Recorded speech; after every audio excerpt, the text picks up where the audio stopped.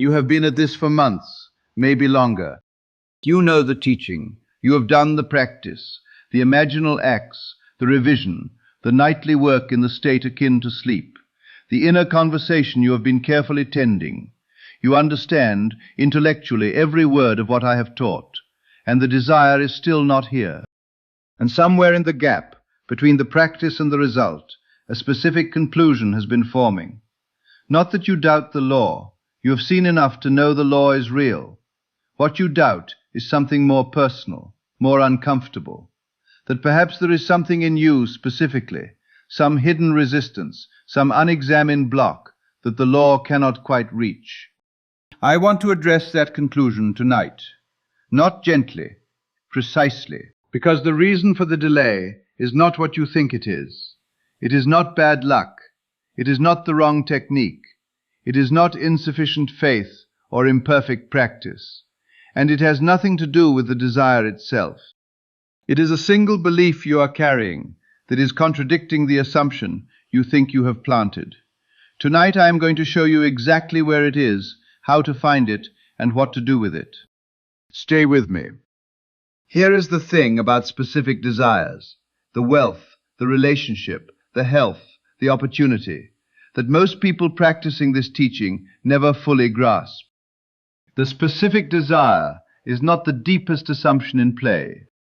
Underneath every specific desire, underneath I am wealthy, or I am in this relationship, or I am healthy, there is a deeper belief, older, more entrenched, more tenacious.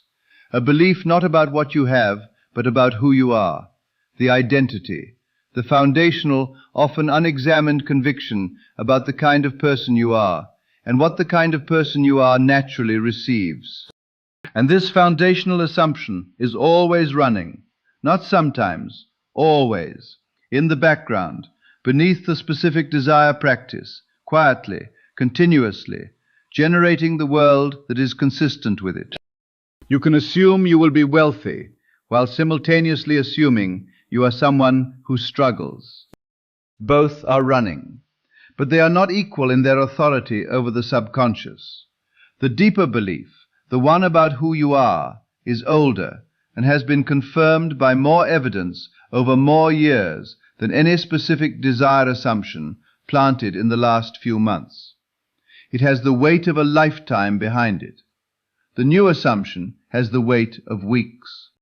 The identity wins every time, not because it is right, because it is practiced. I know what that raises. You have been working on this. Affirmations about worth, confidence practices, self-improvement work, books, courses, years of inner development. Here is why it has not shifted what is running beneath the surface at the depth that determines outcomes. Argument does not revise identity. Only inhabitation does. This is not unique to this teaching.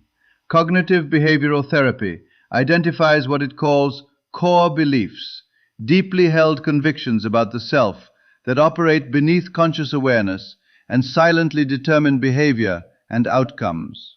Schema therapy has mapped the specific beliefs that generate recurring life patterns, the belief that one is fundamentally unworthy, that good things are for other people, that struggle is simply the natural order of one's life. Therapists spend months helping people identify these beliefs, not because they are hidden in any mystical sense, but because they have been operating so long they no longer feel like beliefs. They feel like facts. What I taught is the same identification and a more direct resolution. So how do you find what is running beneath? It is not in the specific desire practice. It is beneath it. Here is the question that finds it every time. What would it mean about me if I actually had this? Not what would change in your life. What would it mean about you as a person, about the kind of person you are, about what that kind of person receives and does not receive? Sit with that honestly. Listen for what actually arises, the first, unguarded, automatic response beneath the considered one. I know what happens for some of you. Nothing arises. You feel fine about having it. The question produces no resistance, and you conclude the identity is not the issue. Go deeper. The deeper belief never announces itself as a belief. It announces itself as a fact so obvious it does not need examination. The resistance you are looking for feels like reality, not like a thought. It sounds like, but people like me don't, or I'm not really someone who, or that would mean I'm the kind of person who. That quiet, barely voiced, almost beneath awareness sense that the desire belongs to a different category of person than the one you have been. That is what is running beneath the practice. And whatever form it takes for you is the correct revision target. Not the specific desire, that belief about who you are. Because an imposition on the identity does not harden into fact. Only a natural expression of it does. But most people at this point make an error that turns this insight into a new performance rather than a genuine shift. And if that happens, the identity never actually moves. When they identify what is running beneath, they attempt to argue with it. They try to convince themselves of its opposite. They tell themselves they are worthy. They are someone to whom good things belong. They are the kind of person who receives this. And it does not hold. Here is why. Revision of the identity through the formal imaginal act is the seed, but the soil, the continuous, unmanaged background occupation of the new identity, is what determines whether the seed takes root or is displaced by the old belief, reasserting itself in the unguarded hours between practices. The seed is the imaginal act. The soil is the ordinary moment. The revision that actually shifts the deeper assumption is not what you do in the practice session. It is what you live from in the background of ordinary life. The way you receive a compliment, whether you deflect it or absorb it as simply true. The way you respond to an opportunity, whether you move toward it as someone who belongs or hesitate as someone who is not quite sure they do.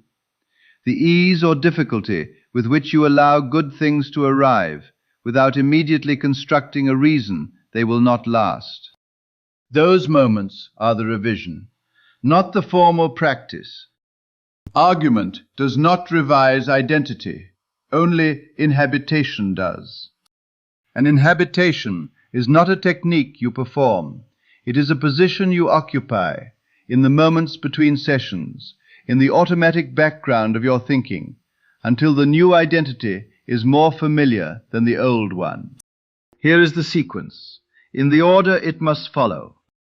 First, find what is running beneath. Use the question, what would it mean about me if I actually had this? Listen for the resistance. Name it precisely. That is the target. Second, revise the identity before the specific desire, not alongside it, before. Inhabit from the assumption of someone to whom this naturally, obviously, unremarkably belongs, the way wealth belongs to someone who has always been wealthy, without event, without drama, without the continuous, low-grade surprise of someone who did not expect it. Third, let the specific desire follow, not forced, not constructed, simply the natural expression of an identity that now includes it. A wealthy person does not pursue wealth. They simply make the decisions a wealthy person makes, think the thoughts a wealthy person thinks, be the person whose life is simply and unremarkably consistent with who they are. There is no delay in consciousness. There is only the identity that has not yet been revised. Find the deeper belief tonight, the one that has been answering the question, what would it mean about me, with something that makes the desire feel like an exception rather than a given. Revise that, occupy its opposite, sleep in the assumption of someone for whom this is simply, quietly, already the natural order of things. The desire takes care of itself. It always has. It is always and only the natural expression of who you are assuming yourself to be.